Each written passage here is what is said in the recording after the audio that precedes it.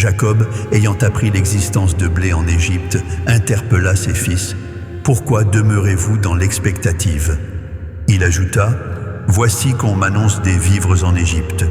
Descendez-y pour nous en procurer, afin que nous conservions la vie et ne succombions pas. » 10 des frères de Joseph entreprirent le voyage vers l'Égypte pour acheter du froment. Jacob refusa d'envoyer Benjamin, le frère de Joseph, redoutant qu'un sort funeste ne l'atteigne.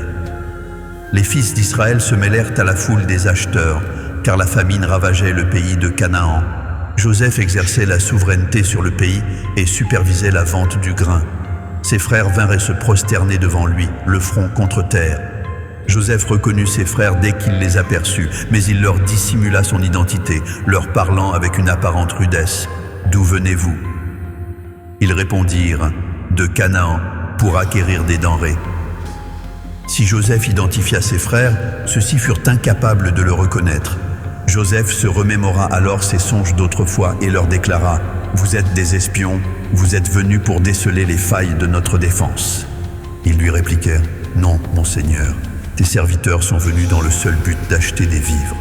Nous sommes tous issus d'un même père, nous sommes des hommes probes, tes serviteurs ne sont point des espions. » Il insista « Détrompez-vous, c'est pour épier les points vulnérables de ce pays que vous êtes venus. » Ils répondirent « Nous, tes serviteurs, étions 12 frères, fils d'un unique homme en Canaan.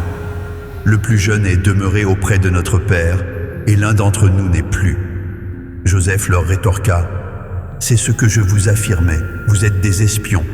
Voici l'épreuve que je vous impose par la vie de Pharaon. Vous ne quitterez point ces lieux tant que votre jeune frère n'aura pas paru ici. Mandatez l'un des vôtres pour le quérir, tandis que vous demeurerez captifs. Vos dires seront ainsi mis à l'épreuve pour vérifier votre sincérité.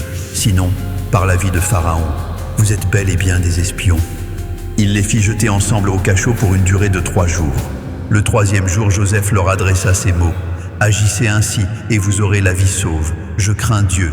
Si vous êtes sincères, que l'un de vous demeure enchaîné dans votre prison. Quant aux autres, partez et emportez du blé pour apaiser la faim de vos familles. Puis amenez-moi votre jeune frère afin de corroborer vos paroles et d'éviter la mort. » Ils se conformèrent à ces ordres. Ils se dirent alors les uns aux autres, « Hélas, nous portons le poids de notre crime envers notre frère. Nous avons été témoins de son agonie spirituelle lorsqu'il nous implorait et nous sommes restés sourds. Voilà pourquoi cette détresse nous accable. » Ruben leur rappela, « Ne vous avais-je point exhorté à ne point attenter à la vie de cet enfant? Mais vous n'avez rien voulu entendre.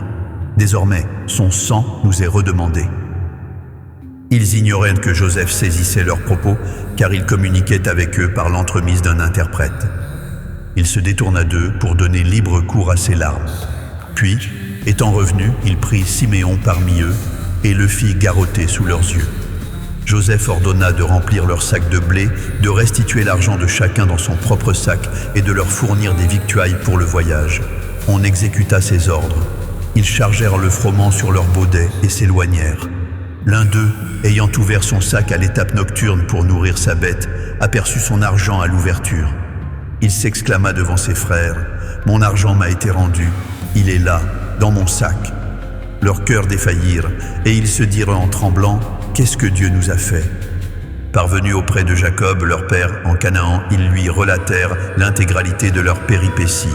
Ils dirent, « Le Seigneur de ce pays nous a traités avec rudesse, nous tenant pour des agents de l'étranger.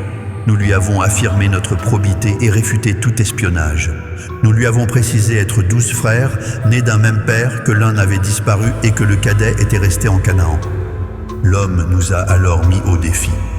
Laissez un frère auprès de moi, portez de quoi nourrir vos maisons et partez. Puis ramenez-moi votre jeune frère, je saurai ainsi que vous n'êtes point des espions, mais des hommes de vérité. Alors, je vous rendrai votre frère et vous pourrez circuler librement. » En vidant leur sac, chacun découvrit avec stupeur son paquet d'argent. À cette vue, eux et leur père furent saisis d'une grande crainte. Jacob, accablé, leur dit « Vous me dépouillez de mes enfants. Joseph a disparu, Siméon est offert, et vous prétendriez m'enlever Benjamin. C'est sur moi que repose tout ce poids. » Ruben proposa à son père, « Tu pourras faire périr mes 2 propres fils si je ne te ramène point Benjamin. Confie-le à ma garde et je te le restituerai. » Mais Jacob trancha, « mon fils ne descendra point avec vous, car son frère est mort et il demeure mon dernier réconfort. Si un accident le frappait durant ce voyage, vous précipiteriez mes cheveux blancs dans la douleur du séjour des morts.